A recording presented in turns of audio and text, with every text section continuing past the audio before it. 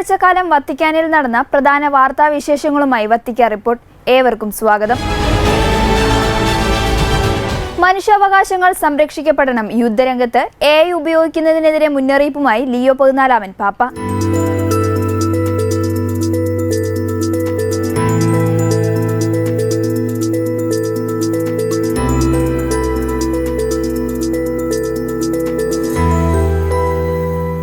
ഗാസയിലെ ജനങ്ങൾ അനുഭവിക്കുന്ന ദുരന്തങ്ങളിൽ അഗാധമായ ആശങ്ക രേഖപ്പെടുത്തി ലിയോ 14 പാപ്പ.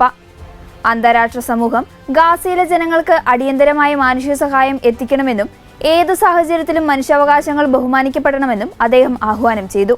Bueno, infatti oggi già abbiamo continuato, c'è stato una specie di lavoro insieme fra il Dicastero per lo sviluppo umano integrale con alcuni che lavorano in Anthropic.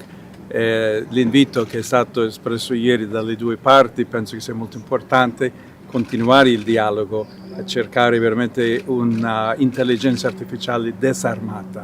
Abbiamo visto casi oggi in Libano, per esempio, altri posti nel mondo dove la guerra si fa oggi con IA senza pensare nelle vittime umane che sono veramente vittime di tutto questo, quindi rinnovo l'appello. Un altro tema che ci sta a cuore è la flottiglia, visto gli attivisti come sono stati trattati, ammanettati, bendati, si è superata una linea rossa. Lei che cosa ha provato vedendo quelle immagini? Bisogna fare un nuovo appello per il rispetto per i diritti umani di tutti. Purtroppo il popolo di Gaza non riceve ancora gli aiuti umanitari. Questo sta provocando proteste e difficoltà anche l'azione di quelli che hanno partecipato alla flottiglia. Io vorrei rinnovare anche questo, non solo invito, appello veramente a dire a tutte le autorità ad assistere e accompagnare il popolo di Gaza, aiutare già a cominciare a ricostruire, però il popolo sta soffrendo, veramente ancora soffre tanto. ചൊവ്വാഴ്ച വൈകുന്നേരം തന്റെ വേനൽക്കാല വസതിയായ castle ഗാണ്ടോൾഫോയ്ക്ക് പുറത്ത് മാധ്യമപ്രവർത്തകരോട് സംസാരിക്കുകയായിരുന്നു അദ്ദേഹം. ഗാസയിലേക്ക് സഹായവുമായി എത്തിയ ഗ്ലോബൽ സുമൂദ് ഫോട്ടില്ല പ്രവർത്തകർക്കെതിരെ നടന്ന ആക്രമണങ്ങളെയും അവരെ കൈവിലങ്ങണിയിച്ചതായും വന്ന റിപ്പോർട്ടുകളെക്കുറിച്ചും പാപ്പ പ്രതികരിച്ചു. ഓരോ വ്യക്തിയുടെയും മനുഷ്യാവകാശങ്ങൾ ആദരിക്കപ്പെടണം. ഗാസയിലെ ജനങ്ങൾക്ക് ഇന്നും മതിയായ സഹായങ്ങൾ ലഭിക്കുന്നില്ല എന്നത് നിർഭാഗ്യകരമാണെന്നും പാപ്പ പറഞ്ഞു. അക്രമം ഒന്നിനും പരിഹാരമല്ല എന്നും അത് വെറുപ്പ് വർദ്ധിപ്പിക്കാൻ മാത്രമേ സഹായിക്കൂവെന്നും മാർപ്പാപ്പ കൂട്ടിച്ചേർത്തു. ചർച്ചകളിലൂടെയും സംഭാഷണങ്ങളിലൂടെയും പ്രശ്നപരിഹാരം കണ്ടെത്തണമെന്ന് അദ്ദേഹം എല്ലാ അധികാരികളോടും അഭ്യർത്ഥിച്ചു. ഗാസയുടെ പുനർനിർമ്മാണത്തിന് എല്ലാവരും കൈകോർക്കണമെന്നും അദ്ദേഹം കൂട്ടിച്ചേർത്തു. യുദ്ധങ്ങളിൽ നിർമ്മിത ബുദ്ധി ഉപയോഗിക്കുന്നതിലെ അപകടങ്ങളെക്കുറിച്ച് മാർപ്പാപ്പ ഗൗരവമായ മുന്നറിയിപ്പ് നൽകി. ലെബനൻ ഉൾപ്പെടെയുള്ള ഇടങ്ങളിലെ സംഘർഷങ്ങളെ സൂചിപ്പിച്ചുകൊണ്ട് ഇന്ന് യുദ്ധങ്ങൾ AI ഉപയോഗിച്ചാണ് നടത്തുന്നതെന്നും മനുഷ്യജീവന്റെ മൂല്യം അവിടെ വിസ്മരിക്കപ്പെടുകയാണെന്നും അദ്ദേഹം ഖേദിച്ചു. യുദ്ധാവശ്യങ്ങൾക്കായി നിർമ്മിത ബുദ്ധി ഉപയോഗിക്കുന്നതിന് പകരം സമാധാനത്തിനും മാനുഷിക നന്മയ്ക്കുമായി അതിനെ മാറ്റിയെടുക്കണമെന്നും അദ്ദേഹം ആവശ്യപ്പെട്ടു. AI മേഖലയിലെ പ്രമുഖ കമ്പനിയായ ആന്ത്രോപിക്കുമായി വത്തിക്കാൻ ചർച്ചകൾ നടത്തിവരികയാണെന്ന് മാർപ്പാപ്പ വെളിപ്പെടുത്തി. വത്തിക്കാന്റെ dicastery for promoting integral human ഡെവലപ്മെന്റും ആന്ത്രോപിക്കും ചേർന്ന് സംയുക്ത പ്രവർത്തനങ്ങൾ ആലോചിക്കുന്നുണ്ട്. സാങ്കേതിക വിദ്യ മനുഷ്യന്റെ നാശത്തിനല്ല, മറിച്ച് പുരോഗതിക്കായി ഉപയോഗിക്കുന്നു എന്ന് ഉറപ്പാക്കാനാണ് ഈ സംവാദം ലക്ഷ്യമിടുന്നത്. ആരാധനാക്രമം സഭയുടെ ജീവൻ. പാരമ്പര്യം മുറുകെ പിടിച്ച് കാലത്തിനനുസരിച്ചുള്ള മാറ്റം അനിവാര്യമെന്ന് ലിയോ 14 പാപ്പ.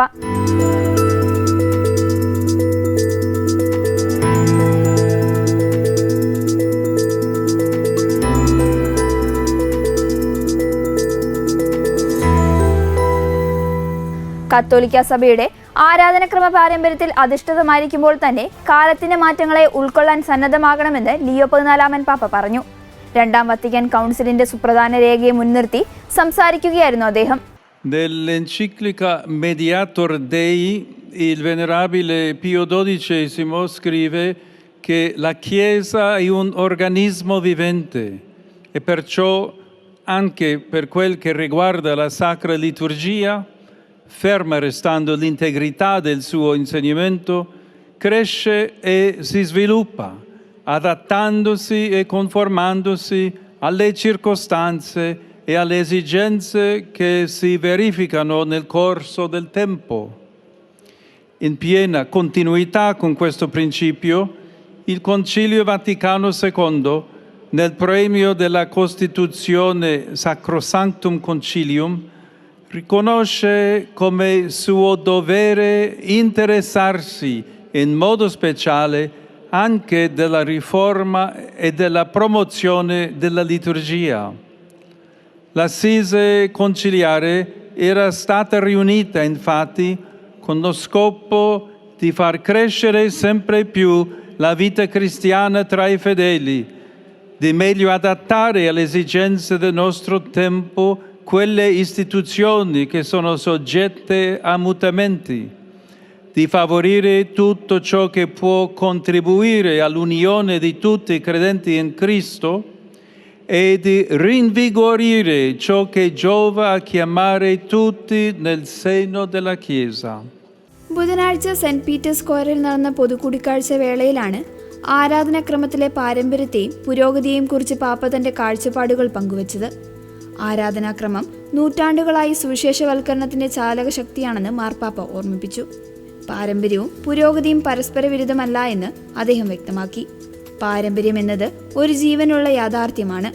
അത് വളരുകയും പക്വത പ്രാപിക്കുകയും കാലഘട്ടത്തിന്റെ ആവശ്യങ്ങൾക്കനുസരിച്ച് സ്വയം ക്രമീകരിക്കുകയും ചെയ്യുന്നു. ആരാധനാക്രമത്തിൽ ദൈവികമായി സ്ഥാപിതമായ മാറ്റമില്ലാത്ത ഘടകങ്ങളും കാലത്തിനനുസരിച്ച് മാറ്റം വരുത്താവുന്ന ഘടനകളും ഉണ്ടെന്ന് സഭ തിരിച്ചറിയുന്നു. വിശ്വാസികൾക്ക് ആരാധനയിൽ കൂടുതൽ സജീവമായി പങ്കുചേരാൻ ഇത്തരം മാറ്റങ്ങൾ സഹായിക്കുമെന്ന് പാപ്പ ചൂണ്ടിക്കാട്ടി. ആരാധനാക്രമങ്ങളിൽ കാർമ്മികത്വം വഹിക്കുന്ന വൈദികർ സഭയുടെ നിയമങ്ങളും പാഠഭാഗങ്ങളും കൃത്യമായി പാലിക്കണമെന്ന് മാർപ്പാപ്പ പറഞ്ഞു. ദൈവത്തിന്റെ മഹത്വത്തിനു മുൻപിൽ വിനയത്തോടെയും സഭാ കൂട്ടായ്മയോടുള്ള വിശ്വസ്തയോടെയും വേണം ലിറ്റർജി കൈകാര്യം ചെയ്യാൻ. സ്വന്തം താൽപര്യപ്രകാരം ആരാധനാക്രമങ്ങളിൽ കൂട്ടിച്ചേർക്കലുകളോ മാറ്റങ്ങളോ വരുത്തുന്നത് ഒഴിവാക്കണമെന്നും പാപ്പ കൂട്ടിച്ചേർത്തു. മാതൃഭാഷയിലുള്ള വിശുദ്ധ കുർബാന അർപ്പണവും വിശ്വാസികളുടെ സജീവ പങ്കാളിത്തവും ഇതിന്റെ ഫലമായിരുന്നു. സഭയുടെ നവീകരണം ആരാധനാക്രമത്തിന്റെ നവീകരണവുമായി ആഴത്തിൽ ബന്ധപ്പെട്ടിരിക്കുന്നു. സഭയുടെ ശക്തിയുടെ ഉറവിടം ആരാധനാക്രമമാണെന്നും ലിയോ 14 പാപ്പ പറഞ്ഞു. ഏതൊരു പരിഷ്കരണവും സഭയുടെ ഐക്യത്തെ തകർക്കുന്നതാകരുത്, മറിച്ച് അത് വിശ്വാസികളുടെ കൂട്ടായ്മയെ കൂടുതൽ ശക്തിപ്പെടുത്തുന്നതാകണമെന്നും അദ്ദേഹം കൂട്ടിച്ചേർത്തു. In quel momento storico si avvertiva fortemente la necessità di un rinnovamento delle forme rituali, mediante le quali da secoli la Chiesa aveva realizzato la glorificazione di Dio e la santificazione del popolo cristiano. Grazie al movimento liturgico era maturata la convinzione, espressa in seguito da San Giovanni Paolo II, che esiste un legame strettissimo e organico tra il rinnovamento della liturgia e il rinnovamento di tutta la vita della Chiesa. La Chiesa non solo agisce, ma si esprime anche nella liturgia e dalla liturgia attinge le forze per la vita. Per favorire l'accesso dei fedeli alla ricchezza dei doni di grazia dispensati dalla Sacra Liturgia, la Costituzione Sacrosanctum Concilium indica dunque con una formula molto efficace la direzione da seguire: conservare la sana tradizione e aprire a un legittimo progresso. Papa Benedetto XVI ha accolto in questa dichiarazione di intenti il programma di riforma dei padri conciliari, in equilibrio con la grande tradizione liturgica del passato e il futuro, notando come non poche volte si contrappone in modo maldestro tradizione e progresso, mentre in realtà i due concetti si integrano. La tradizione include essa stessa in qualche modo il progresso, come a dire che il fiume della tradizione porta in sé anche la sua sorgente e tende verso la foce. വിശുദ്ധ കുർബാനയിൽ സ്വന്തം ഇഷ്ടപ്രകാരം മാറ്റങ്ങൾ വരുത്തരുത്, വൈദികർക്ക് കർശന നിർദ്ദേശവുമായി Leo 14 പാപ്പ.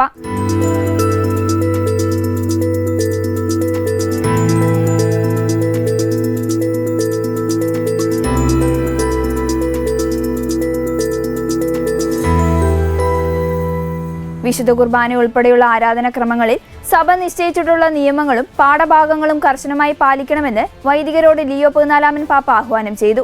ആരാധനാക്രമങ്ങളിൽ സ്വന്തം നിലയ്ക്ക് മാറ്റങ്ങൾ വരുത്തുന്നത് വിശ്വാസികളിൽ ആശയക്കുഴപ്പമുണ്ടാക്കുമെന്നും സഭാ കൂട്ടായ്മയെ ബാധിക്കുമെന്നും അദ്ദേഹം മുന്നറിയിപ്പ് നൽകി. Il Concilio afferma la legittimità di tale progresso radicato nell'autentica tradizione, distinguendo all'interno della liturgia una parte immutabile, perché è di istituzione divina, da parti suscettibili di cambiamento, che nel corso dei tempi possono o anche devono variare, qualora in esse si fossero insinuati elementi meno rispondenti all'intima natura della stessa liturgia, o si fossero rese meno opportune. Mutamenti di questo genere sono avvenuti costantemente lungo i secoli, al fine di consentire ai fedeli una fruttuosa partecipazione, per mezzo delle azioni rituali, al mistero pasquale di Cristo, fondamento della fede cristiana. Il culto della Chiesa si è dunque incarnato nelle forme culturali di ciascuna epoca ed è stato capace di influire su di esse e addirittura di trasformarle. La liturgia è stata così, per secoli, un motore di evangelizzazione. Oggi occorre rinnovare questa energia in continuità con l'autentica e viva tradizione cattolica, cioè secondo una dinamica volta a introdurre i credenti alla pienezza della verità. ബുധനാഴ്ച വത്തിക്കാനിൽ നടന്ന പൊതുകൂടിക്കാഴ്ച വേളയിൽ സംസാരിക്കുകയായിരുന്നു പാപ്പ. ദൈവിക രഹസ്യങ്ങൾ ആഘോഷിക്കുവാൻ വിളിക്കപ്പെട്ടവർ, പ്രത്യേകിച്ച് വിശുദ്ധ കുർബാനയ്ക്ക് നേതൃത്വം നൽകുന്ന വൈദികർ, ആരാധനാക്രമത്തിലെ നിയമങ്ങളോട് പൂർണ്ണമായ ആദരവ് കാണിക്കണമെന്ന് പാപ്പ ഓർമ്മിപ്പിച്ചു. ദൈവത്തിന് മഹത്വത്തിനു മുൻപിൽ വിനയത്തോടെയും സഭയോടുള്ള വിശ്വസ്തയോടെയും വേണം ആരാധനാക്രമങ്ങൾ നിർവഹിക്കാൻ. ഇത് കേവലം ഒരു ചടങ്ങല്ല, മറിച്ച് ദൈവത്തിലുള്ള വിശ്വാസത്തിൻ്റെയും സഭയുമായുള്ള ഐക്യത്തിൻ്റെയും പ്രകടനമാണെന്ന് പാപ്പ പറഞ്ഞു. പാരമ്പര്യത്തെ സംരക്ഷിക്കുന്നതിനോടൊപ്പം തന്നെ അനിവാര്യമായ പുരോഗതിയെ ഉൾക്കൊള്ളുക എന്നതാണ് സഭയുടെ നയം. പാരമ്പര്യവും പുരോഗതിയും പരസ്പര വിരുദ്ധമല്ല എന്നും അവ ഒന്നിച്ചു പോകേണ്ടവയാണെന്നും ബെനഡിക്ട് 16 മാർപ്പാപ്പയെ ഉദ്ധരിച്ചുകൊണ്ട് പാപ്പ വിശദീകരിച്ചു. ക്രിസ്തുവിന്റെ പീഡാനുഭവത്തിന്റെയും ഉദ്ധാനത്തിന്റെയും രഹസ്യങ്ങളിൽ വിശ്വാസികൾക്ക് കൂടുതൽ ഫലപ്രദമായി പങ്കുചേരുവാൻ വേണ്ടിയാണ് നൂറ്റാണ്ടുകളായി ആരാധനാക്രമങ്ങളിൽ മാറ്റങ്ങൾ വരുത്തിയിട്ടുള്ളത്. സഭയുടെ ആരാധനാ രീതികൾ ഓരോ കാലഘട്ടത്തിലെയും സംസ്കാരങ്ങളുമായും ഇഴുകിച്ചേർന്നിട്ടുണ്ടെന്നും അദ്ദേഹം ചൂണ്ടിക്കാട്ടി. ആരാധനാക്രമം വെറുമൊരു പ്രാർത്ഥനാ രീതിയല്ല, മറിച്ചത് സുവിശേഷവൽക്കരണത്തിന്റെ വലിയൊരു ചാലകശക്തിയാണെന്ന് പാപ്പ പറഞ്ഞു. ഈ ഊർജം സഭയുടെ സജീവമായ പാരമ്പര്യവുമായി ചേർന്ന് പുതുക്കേണ്ടതുണ്ട്. വിശ്വാസികളെ സത്യത്തിന്റെ പൂർണ്ണതയിലേക്ക് നയിക്കുക എന്ന ലക്ഷ്യത്തോടെ വേണം ആരാധനാക്രമങ്ങളിലെ ഓരോ ചലനവും ക്രമീകരിക്കേണ്ടതെന്ന് അദ്ദേഹം ഓർമ്മിപ്പിച്ചു. സഭയുടെ നവീകരണം ആരാധനാക്രമത്തിന്റെ നവീകരണവുമായി നേരിട്ട് ബന്ധപ്പെട്ടിരിക്കുന്നുവെന്നും ഇത് വിശ്വാസികളുടെ ആത്മീയ ജീവിതത്തിന് പുതിയ കരുത്ത് നൽകുമെന്നും പറഞ്ഞുകൊണ്ടാണ് പാപ്പ പ്രഭാഷണം അവസാനിപ്പിച്ചത്. Si comprende allora perché i padri conciliari abbiano raccomandato che la revisione dei riti, quando corrisponde a una vera e accertata utilità della Chiesa, sia sempre compiuta con l'avvertenza che le nuove forme in qualche modo scaturiscano organicamente da quelle esistenti. Per il bene di tutta la Chiesa, ogni riforma deve essere sempre preceduta da un'accurata ricerca teologica, storica e pastorale. Il Magistero conciliare, in questo modo, invita a evitare il disorientamento dei fedeli, dissuadendo chiunque dall'aggiungere o togliere o modificare qualcosa in materia liturgica di propria iniziativa. Il progresso evocato dalla Costituzione conciliare non compromette affatto la comunione ecclesiale, intende piuttosto confermarla e favorirla. Esorto pertanto tutti coloro che sono chiamati a preparare la celebrazione dei divini misteri, in particolare i sacerdoti che esercitano il ministero della presidenza liturgica, a custodire sempre quel rispetto dei testi e degli ordinamenti della liturgia che nasce dall'atteggiamento interiore di disponibilità e di affidamento a Dio, manifestando umiltà davanti alla sua grandezza e fedeltà sincera alla comunione ecclesiale. ലോകം പ്രാർത്ഥനയിലേക്ക് May 30 Leo 14 പാപ്പയുടെ നേതൃത്വത്തിൽ ആഗോള ജപമാല സമർപ്പണം.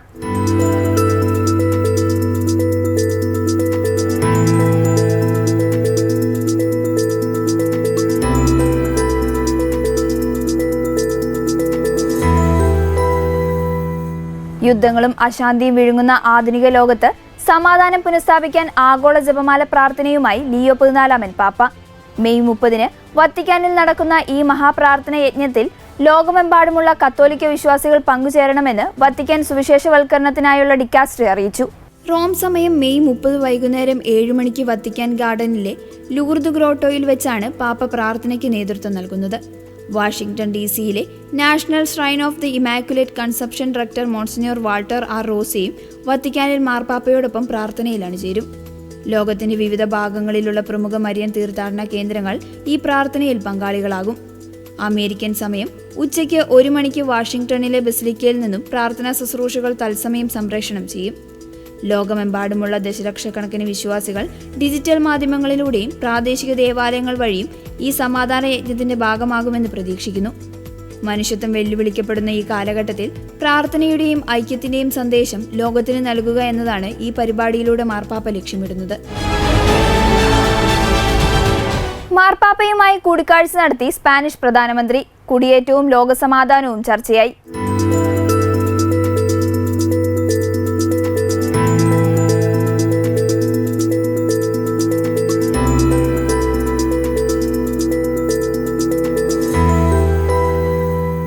Leo 14 മാർപ്പാപ്പയും Spanish പ്രധാനമന്ത്രി Pedro സാഞ്ചസും വത്തിക്കാനിൽ കൂടിക്കാഴ്ച നടത്തി. വരാനിരിക്കുന്ന ജൂൺ മാസത്തിൽ മാർപ്പാപ്പ സ്പെയിനിലേക്ക് നടത്തുന്ന അപ്പസ്തോലിക സന്ദർശനത്തിന് മുന്നോടിയായാണ് ഈ സുപ്രധാന കൂടിക്കാഴ്ച നടന്നത്.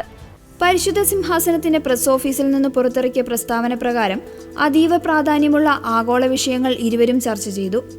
ലോകത്തിന്റെ വിവിധ ഭാഗങ്ങളിൽ നിലനിൽക്കുന്ന സംഘർഷങ്ങൾ സൃഷ്ടിക്കുന്ന പ്രത്യാഘാതങ്ങളെക്കുറിച്ചും സമാധാനം പുനഃസ്ഥാപിക്കേണ്ടതിന്റെ അടിയന്തര ആവശ്യകതയെക്കുറിച്ചും ഇരുവരും സംസാരിച്ചു. യൂറോപ്പും സ്പെയിനും നേരിടുന്ന പ്രധാന വെല്ലുവിളിയായ കുടിയേറ്റ പ്രശ്നങ്ങളും അതിനോടുള്ള മാനുഷികമായ സമീപനങ്ങളും ചർച്ചയുടെ ഭാഗമായി. അന്താരാഷ്ട്ര നിയമങ്ങളോടുള്ള ബഹുമാനവും രാജ്യങ്ങൾക്കിടയിലുള്ള കൂട്ടായ പ്രവർത്തനങ്ങളുടെ പ്രാധാന്യവും പാപ്പയും പ്രധാനമന്ത്രിയും അടിവരയിട്ട് പറഞ്ഞു. മാർപ്പാപ്പയുമായുള്ള കൂടിക്കാഴ്ചയ്ക്ക് ശേഷം വത്തിക്കാൻ സ്റ്റേറ്റ് സെക്രട്ടറി കർദിനാൾ പിയത്രോ പരോളിനുമായും ആർച്ച് ബിഷപ്പ് പോൾ റിച്ചാർഡ് ഗലഗറുമായും പെഡ്രോ സാഞ്ചസ് ചർച്ചകൾ നടത്തി. സ്പെയിനിലെ പ്രാദേശിക സഭയും ഗവൺമെന്റ് അധികാരികളും തമ്മിൽ ഫലപ്രദമായ ആശയവിനിമയം വളർത്തിയെടുക്കേണ്ടതിന്റെ ആവശ്യകത ചർച്ചകളിൽ ഉയർന്നുവന്നു. പൊതുനന്മ ലക്ഷ്യമിട്ടുള്ള പ്രവർത്തനങ്ങളിൽ സിവിൽ സമൂഹത്തെയും സഭയും ഒന്നിച്ചു കൊണ്ടുപോകുന്നതിനെക്കുറിച്ചും നേതാക്കൾ സംസാരിച്ചു. ജൂണിൽ നടക്കാനിരിക്കുന്ന മാർപ്പാപ്പയുടെ സ്പെയിൻ സന്ദർശനം ഇരു രാജ്യങ്ങളും തമ്മിലുള്ള ബന്ധം കൂടുതൽ ശക്തമാക്കുമെന്നാണ് വിലയിരുത്തപ്പെടുന്നത്. AI കുട്ടികളെ അലസരാക്കുന്നു, സ്ക്രീൻ നിയന്ത്രണം വേണമെന്ന് ലിയോ 14 പാപ്പയുടെ ആദ്യ ചാക്രിക ലേഖനം.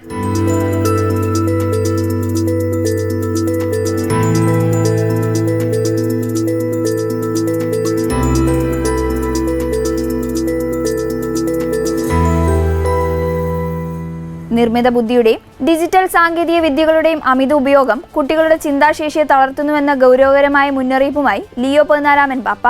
മെയ് 25 പുറത്തിറക്കിയ തന്റെ പ്രഥമ ചാക്രിക ലേഖനമായ മാഗ്നിഫിക്ക ഹ്യൂമാനിറ്റാസിലാണ് കുട്ടികളുടെ വിദ്യാഭ്യാസത്തിലും വളർച്ചയിലും സാങ്കേതിക വിദ്യയെ ഏൽപ്പിക്കുന്ന ആഘാതങ്ങളെക്കുറിച്ച് പാപ്പ വ്യക്തമാക്കുന്നത്. സാങ്കേതിക വിദ്യയിലൂടെ ഉത്തരങ്ങൾ വിരൽത്തുമ്പിൽ ലഭിക്കുന്നത് കുട്ടികളിലെ ജിജ്ഞാസ ഇല്ലാതാക്കുന്നുവെന്ന് മാർപ്പാപ്പ നിരീക്ഷിച്ചു. പെട്ടെന്ന് ഫലം ആഗ്രഹിക്കുന്ന ഡിജിറ്റൽ സംസ്കാരം കുട്ടികളെ മടിയന്മാരാക്കുന്നു. യഥാർത്ഥ അറിവ് നേടുന്നതിന് ആവശ്യമായ ക്ഷമയും സമയവും അവർക്ക് നഷ്ടമാകുന്നു. ചെറുപ്രായത്തിലുള്ള മൊബൈൽ ഉപയോഗം ഉറക്കക്കുറവ്, ശ്രദ്ധക്കുറവ്, വിഷാദം എന്നിവയിലേക്ക് നയിക്കുന്നു. സൈബർ ബുള്ളിയിങ്ങും ഇന്റർനെറ്റിലെ അശ്ലീല അക്രമ ദൃശ്യങ്ങളും കുട്ടികളുടെ മാനസിക നില തെറ്റിക്കുന്നുവെന്നും പാപ്പ ചൂണ്ടിക്കാട്ടി. ആഗോള ടെക് കമ്പനികളുടെ ലാഭക്കൊതിയിൽ നിന്ന് കുട്ടികളെ സംരക്ഷിക്കാൻ സർക്കാരുകൾ ഇടപെടണമെന്ന് മാർപ്പാപ്പ ആവശ്യപ്പെട്ടു. ഓസ്ട്രേലിയ, ഫ്രാൻസ് തുടങ്ങിയ രാജ്യങ്ങളെ മാതൃകയാക്കി സോഷ്യൽ മീഡിയ ഉപയോഗത്തിന് കർശനമായ പ്രായപരിധി നിശ്ചയിക്കണം.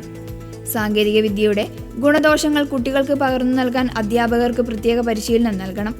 വേഗതയല്ല, മറിച്ച് പരസ്പര ബന്ധങ്ങളിലും ചിന്താശേഷിയുമാണ് വിദ്യാലയങ്ങൾ പകർന്നു നൽകേണ്ടത്. എപ്പോൾ എവിടെ AI ഉപയോഗിക്കരുതെന്ന് തീരുമാനിക്കാൻ പുതിയ തലമുറയെ പ്രാപ്തരാക്കണമെന്നും മാർപ്പാപ്പ ആഹ്വാനം ചെയ്തു. മനുഷ്യബന്ധങ്ങൾക്ക് വില കൽപ്പിക്കുന്ന ഒരു സംസ്കാരം വീടുകളിലും ക്ലാസ് മുറികളിലും വളർത്തിയെടുക്കണമെന്ന് അദ്ദേഹം ഓർമ്മിപ്പിച്ചു. ഇതോടെ ഈ ആഴ്ചയിലെ വത്തിക്കാൻ റിപ്പോർട്ട് പൂർണ്ണമാകുന്നു. അടുത്ത ആഴ്ച വീണ്ടും കാണാം. നന്ദി.